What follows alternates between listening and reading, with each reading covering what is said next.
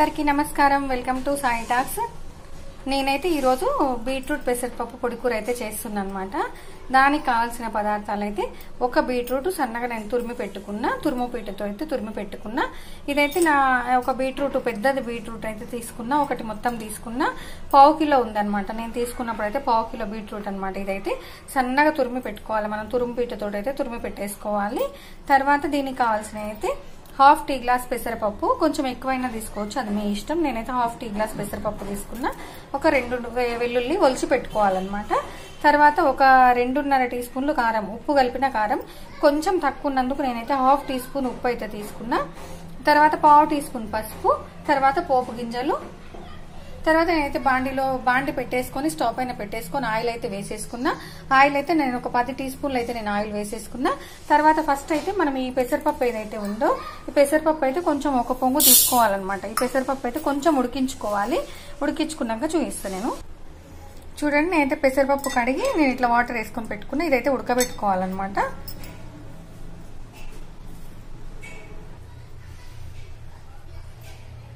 ఇదైతే కాసేపు అయితే ఉడకాలి. ఈ వెల్లుల్లి అయితే ఒలిచి పెట్టుకుందాం. మొత్తం అయితే పొట్టు తీసి పెట్టేసుకోవాలి.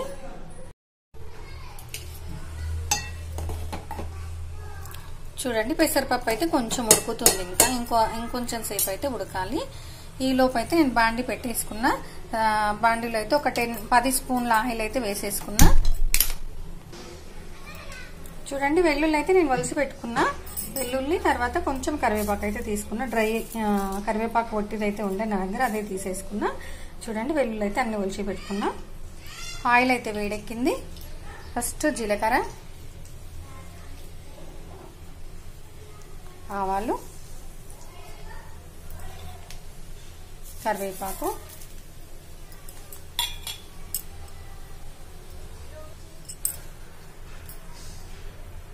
వెల్లుల్లి,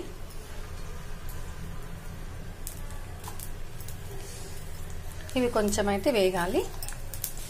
చూడండి, వెల్లుల్లి అయితే కొంచెం వేగిన తర్వాత ఇప్పుడైతే మనం బీట్రూట్ తురిమి పెట్టుకున్నాం కదా, అదైతే వేసుకోవాలి. ఇదైతే మంచిగా కలుపుకోవాలి. చూడండి, బీట్రూట్ అయితే మంచిగా ఇట్లా ఇట్లా ఇట్లా ఇట్లా కొంచెం వెడల్పుగా అనుకుంటే కొంచెం మంచిగా ఫ్రై అవుతుంది అనమాట. ఇదైతే ఫ్రై కావడానికి అయితే చాలా టైం తీసుకుంటుంది. ఈ లోపు పెసరపప్పు అయితే చూస్తున్నా నేను. ఇది చూడండి, ఇదైతే కొంచెం ఉడికింది. ఈ మాత్రం అయితే సరిపోతుంది. నేనైతే ఇప్పుడు స్టవ్ ఆఫ్ చేసుకుంటున్నా. ఏదో చెక్ చేసుకోవాలి అనుకుంటే కొంచెం పెసరపప్పు మనకు కొంచెం విరిగితే సరిపోతుంది అనమాట. చూడండి,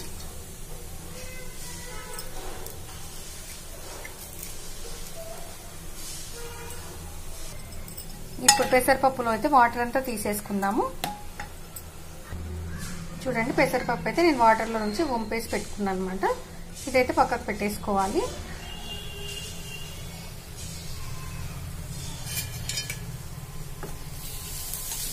ఇదైతే వేగడానికి అయితే టైం తీసుకుంటుంది. ఇది మంచిగా ఫ్రై అవ్వాలన్నమాట. ఈ పచ్చిదనం అంతా పోయి మంచిగా ఫ్రై కావాలి. ఇదైతే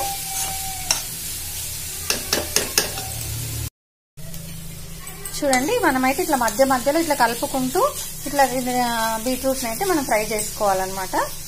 కొంచెం ఇట్లా వెడల్పుగా బాండిలో అంటుంటే ఏమైతే కొంచెం తొందరగా ఫ్రై అవుతుంది. ఒకే దగ్గర ముద్ద లాగా ఉంటే తొందరగా ఫ్రై కాదు. అందుకోసం అయితే నేను కొంచెం ఇట్లా వెడల్పుగా బాండిలో అయితే ఇట్లా వెడల్పుగా అంటున్నా.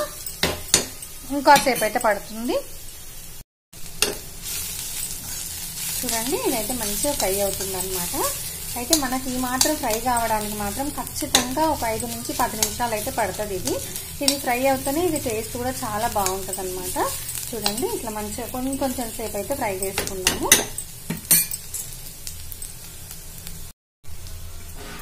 చూడండి, బీట్రూట్ అయితే మంచిగా ఫ్రై అయ్యింది. ఈ మాత్రం ఫ్రై అయితే సరిపోతుంది. ఇదైతే మనం ఖచ్చితంగా ఒక 10 నిమిషాలు అయితే పడుతుంది. మనకి ఈ మాత్రం ఫ్రై అవ్వడానికి అయితే ఖచ్చితంగా 10 నిమిషాలు పడుతుంది. స్టవ్ అయితే కొంచెం మీడియం పెట్టి ఫ్రై చేసుకోవాలి. ఇప్పుడైతే పెసరపప్పు మనం ఉడకబెట్టి పెట్టినాం కదా, ఈ పెసరపప్పు అయితే ఇందులో వేసేసుకోవాలి.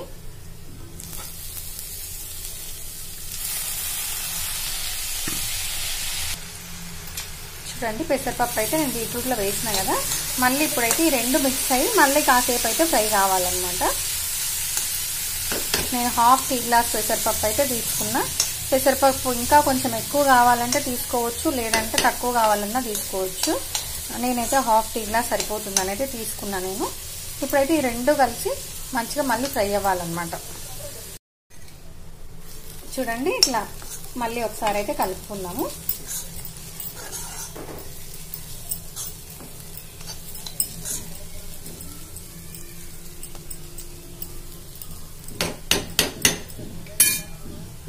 ఇంకాసేపు అయితే టైం పడుతుంది ఇది. చూడండి పెసరపప్పు వేసిన తర్వాత కూడా కొంచెం మంచిగానే ఫ్రై అయ్యింది. అయితే ఈ మాత్రం ఫ్రై అయినప్పుడు ఇది కూడా ఫ్రై కావడానికి మాత్రం 3 నుంచి 5 నిమిషాలు అయితే నాకు పట్టింది. ఇప్పుడైతే మనం ఉప్పు కారం అయితే వేసేసుకుందాము. చూడండి ఇప్పుడు ఉప్పు కారం పసుపు అయితే వేసేసుకుందాము.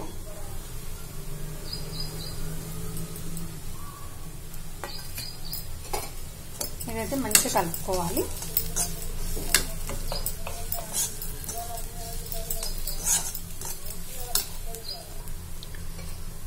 చూడండి నేను ఉప్పు కారం పసుపు అయితే వేసేసుకొని మంచిగా కలుపుకుంటున్నా.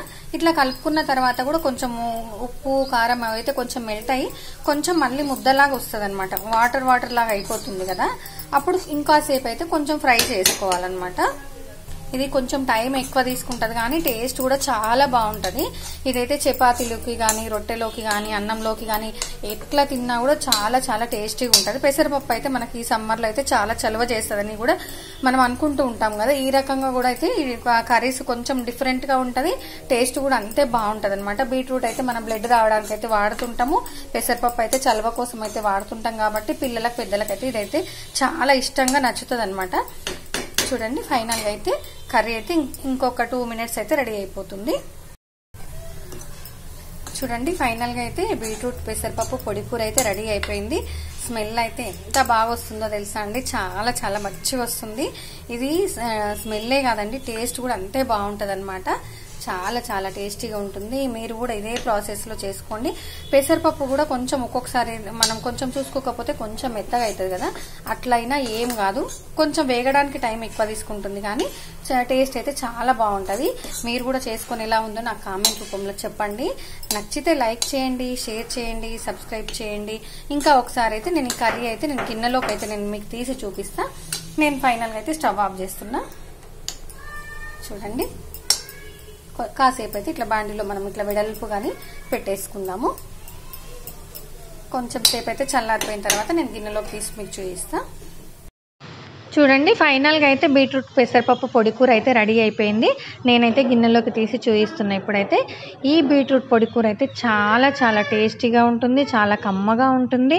బీట్రూట్ తినని వాళ్ళు కూడా చాలా చాలా ఇష్టంగా తింటారనమాట. ఈ కర్రీ అయితే పిల్లలకు పెద్దలకైతే హెల్దీ ఫుడ్, తర్వాత టేస్టీ ఫుడ్.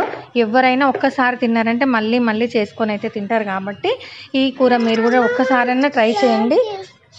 ఈ కర్రీ అయితే ఒక్కసారైనా మీరు ట్రై చేయండి. నచ్చితే లైక్ చేయండి, షేర్ చేయండి, సబ్స్క్రైబ్ చేయండి. థ్యాంక్ యూ అండి.